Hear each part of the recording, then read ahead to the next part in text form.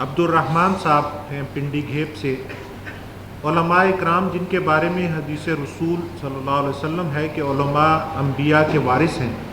اور امیر محترم نے اپنی کتاب جماعت شیخ الہند اور تنظیم اسلامی میں بھی لکھا ہے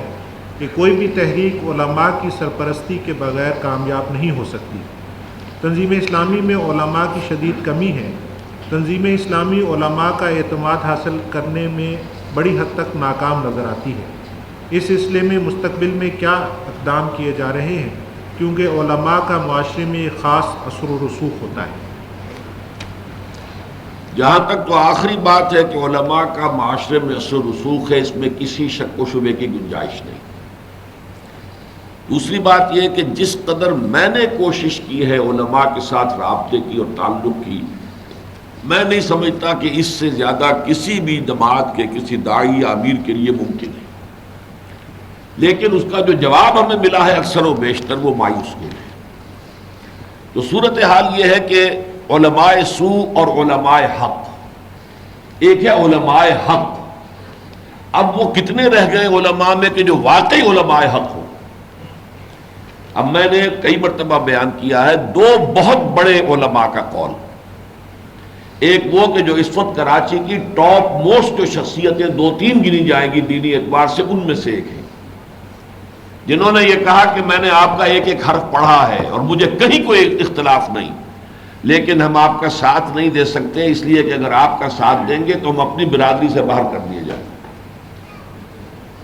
صاف الفاظ، کھلم کھلا۔ اسی طرح ایک دینی مدرسے کے محتمم، انہوں نے کہا کہ میں نے سب کچھ پڑھا ہے آپ کا، بلکہ انہوں نے خاص طور پر جو یہ کتابچہ ہے عظمت صوب، اس پر کہا کہ میں تو پڑھ کر حیران رہ گیا ہوں، میں نے اپنے ساتھیوں سے کہا کہ ہمارے ڈاکٹر صاحب تو صوفی بھی ہیں، اور لیکن یہ کہ ہم آپ کا ساتھ نہیں دے سکتے۔ انہوں نے یہ کہا ہمیں صرف آپ کی ایک بات سے اختلاف ہے، اور وہ مزاریت کے بارے میں جو آپ نے رائے وہی اختیار کر لی ہے جو مولانا تحسین صاحب کی، سوائے اس کے اور کوئی اختلاف نہیں، لیکن ہم آپ کا ساتھ نہیں دے سکتے، اس لیے کہ اس صورت میں ہمارا جو حلقہ ہے ایک مدرسہ ہے، مدرسے کیا کہ وہ محتمم ہے، اس کے لیے جو چندے آتے ہیں اس کا ایک حلقہ ہے، یہ ساری چیزیں در حقیقت جیسے کہ کل مولانا غلام اللہ حقانی صاحب نے کہی تھی کہ جو مذہب کے نام سے ہمارے ہاں ڈھانچہ بنا ہوا ہے وہ ڈھانچہ بڑا مستحکم ہے، اس میں کوئی شک نہیں، اور اس میں سے ہر ایک کے جیسے درخت ہوتا ہے تو درخت کی جڑیں گہری زمین میں گئی ہوتی ہیں، 100 برس کی تاریخ ہے بریلویت کی، دیوبندیت کی، اب ان کی شاخیں زمین کے اندر، ان کی جو جڑیں ہیں بہت گہری، ان سے خود بخود خوراک چلی آ رہی ہے، خود بخود، ان کو تو اس کے لیے کوئی خاص ایفرٹ بھی کرنے کی ضرورت نہیں ہوتی ہے، وہ تو وہاں سے جو ہے ان جڑوں کے ذریعے سے وہ خوراک بڑھتی چلی آ رہی ہے، حلقے وار وہ ان کا جو بھی فرقے وارانہ ہے۔ بہرحال ہم نے کوشش کی ہے، لیکن یہ کہ میں یہ سمجھتا ہوں کہ اب وہ زمانہ قریب آ چکا ہے کہ جس کو ہم سمجھتے ہیں کہ دجال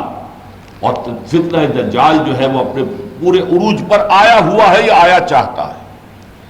تو ظاہر بات ہے کہ اب وہ حدیث اور کب سامنے آئے گی جو کہ مشکات شریف میں موجود ہے کہ یوشک ان یاتی علی الناس زمان، اندیشہ ہے کہ لوگوں پر ایک دور وہ بھی آ جائے گا، ایک وقت ایسا بھی آ جائے گا، لا یبقى من الاسلام الا اسمہ ولا يبقى من القرآن الا رسمہ، کہ اسلام میں سے سوائے اس کے نام کے کچھ نہیں بچے گا، اور قرآن میں سے صرف اس کے حروف کے رسم الخط کے اور کچھ نہیں بچے گا۔ مساجدہم عامرۃ، ان کی مسجدیں بہت آباد ہوں گی، یہاں چاہے تو اضافہ کر لیجئے کہ ان کے جو دارالعلوم ہوں گے وہ بہت آباد ہوں گے، بہت رونق والے ہوں گے، لیکن مساجد کے بارے میں کہا وَهِيَ خَرَابٌ مِّنَ الْهُدَىٰ، ہدایت سے خالی ہوں گی مسجدیں، شاندار، اونچی، اعلیٰ ترین قالین، ہر طرح کے فانوس، سب کچھ ہوگا، ہدایت نہیں ہوگی۔ علماؤہم شر من تحت ادیم السماء، ان کے علماء آسمان کی چھت کے نیچے کی بدترین مخلوق ہوں گے، شر الناس بھی نہیں، آسمان کی زمین کی جتنی مخلوقات ہیں ان میں بدترین مخلوق ہوں گے۔ من عندہم تخرج الفتنة وفیہم تعود، فتنے انہی کے پاس سے برآمد ہوں گے، انہی کے اندر گھس جائیں گے، واپس چلے جائیں گے، فتنے پیدا کرنے کے سوا کوئی کام ہی نہیں ہوگا۔ تو علماء سوء کا یہ غلبہ ہے، پروفیشن بن چکا ہے، پروفیشن کے علاوہ جو ہے دکانداریاں بن گئی ہیں،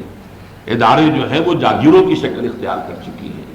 تو وہ صورتحال ہے جس سے ہم اس وقت دو چار ہیں. اپنی سی کوشش ہم نے کی ہے اور یہ کہ بہت سے لوگوں سے یہ سند حاصل کر لی ہے کہ بات یہ ٹھیک ہے. ساتھ نہ دے تو اللہ تعالیٰ کے ہاں وہ پکڑے جائیں.